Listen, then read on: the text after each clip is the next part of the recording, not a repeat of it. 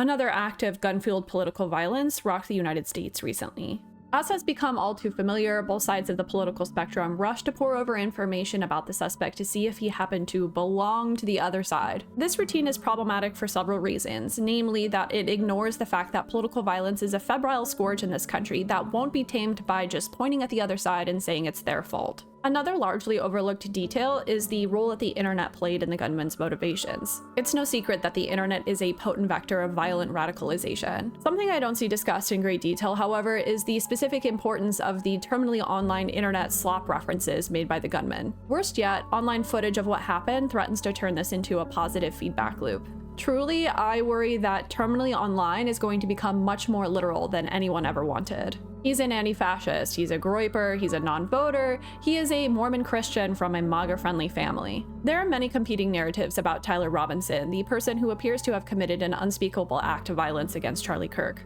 I'm of the probably unpopular opinion that it doesn't really matter what political ideology Robinson subscribed to, because history shows that people of all political leanings can be radicalized. Some political violence is ironically not even political, if that makes any sense. Take, for example, the assassination attempt against Ronald Reagan in 1981. John Hinckley Jr. did it to get actor Jodie Foster's attention. Like, what? What concerns me more than what Robinson did or didn't believe at the time of the shooting is the technological and cultural environment that fueled this crime. The biggest red flag for me in all of this was the semi-incoherent meme slop engraved into the bullet casings found at the scene of the crime. Buried in what appeared to be references to an anti-fascist song from World War II and a furry joke were allusions to Helldivers 2 and possibly Far Cry 6 and Call of Duty. As both a gamer and someone who has researched online extremism for a living, I am all too familiar with this particular brand of nihilistic, layered irony. On the note of video games, I just want to emphasize that violent video games do not cause political violence or violence in general.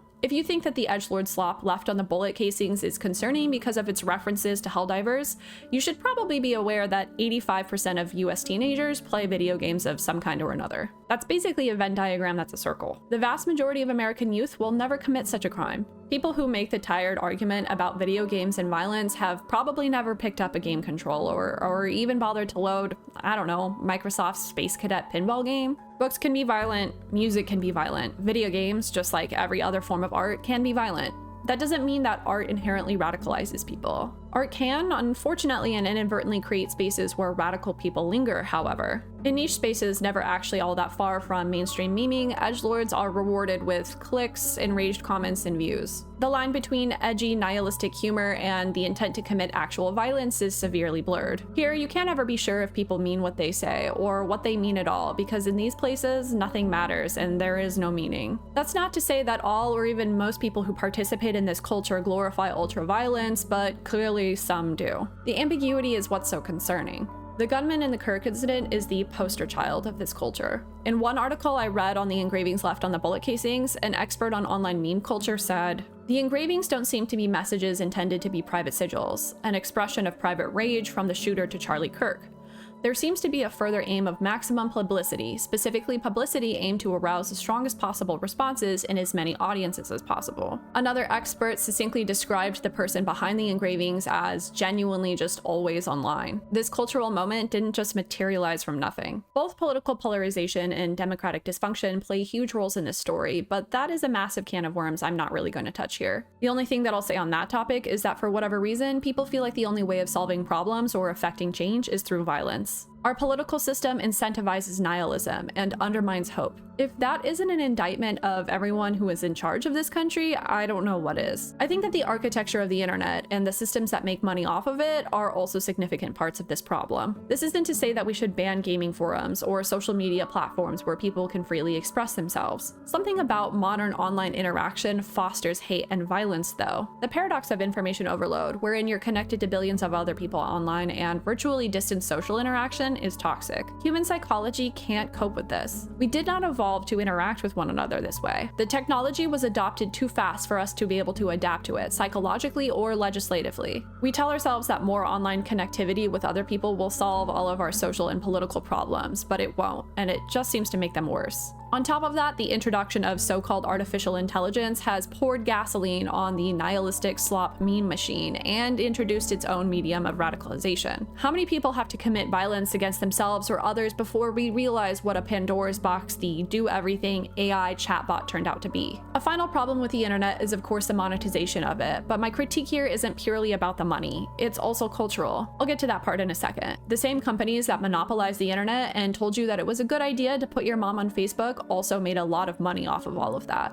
Inescapable ads were the first wave of that, but honestly I didn't mind that too much back in the day when the ads were mostly generic. They mimicked what you might see on a billboard or a newspaper. But then a bunch of Silicon Valley sociopaths and Wall Street vampires realized that there was way more money to be made off of big data than traditional advertising. Yes, that normalized a culture of corporate surveillance easily co-opted by governments, especially in countries like the United States that have few to no data privacy laws. It also spread the idea that even for the little guy on their own social media, line must go up. More likes, more clicks, do it for the vine, because in the 21st century, notoriety is the only thing that matters. The algorithm is the new god, and it will reward you for engagement with dopamine and money. It's no wonder that 57% of young adults and teenagers want to be influencers, according to one 2023 study. So here we have the combination of political discontent, information overload, reduced in-person interaction, AI-augmented slop, and monetizable clickbait culture. A cherry on top is that engagement is a positive feedback loop. The feed algorithms across Twitter, Instagram, and TikTok are such that horrific and enraging content, like videos of what happened to Charlie Kirk,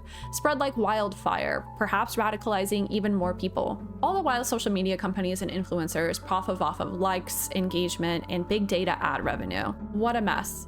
In hindsight, the kinds of terrible things that we're facing now seem unsurprising. I don't want to dig into the bleakness of it all too much, but there are some final details I want to highlight here. Charlie Kirk's death wasn't the first time internet slop played a role in recent public violence. A couple of weeks ago, there was a deadly mass shooting at a church in Minnesota, another unspeakable act of violence. Among other things, the shooter in that case referenced seemingly innocuous memes and the messages they left behind. Edgy meme culture has a long history in terrorist and extremist groups, much of which tends to be nihilistic and slop-like, for a lack of a better description.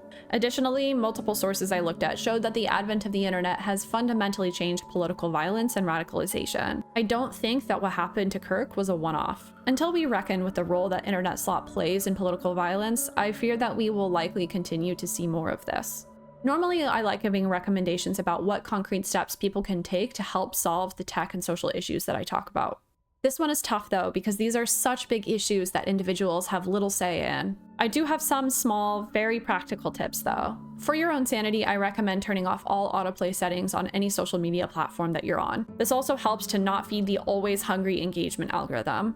I would also urge simply logging out of social media when big tragedies like this occur. You'll hear about it anyway, there's no point in seeing it essentially live streamed onto your feed. If you have tips for staying safe and sane on the internet in these trying times, feel free to drop them in the comments below. I know that this is a grim topic, but I really do appreciate the watch. Don't forget to like and subscribe.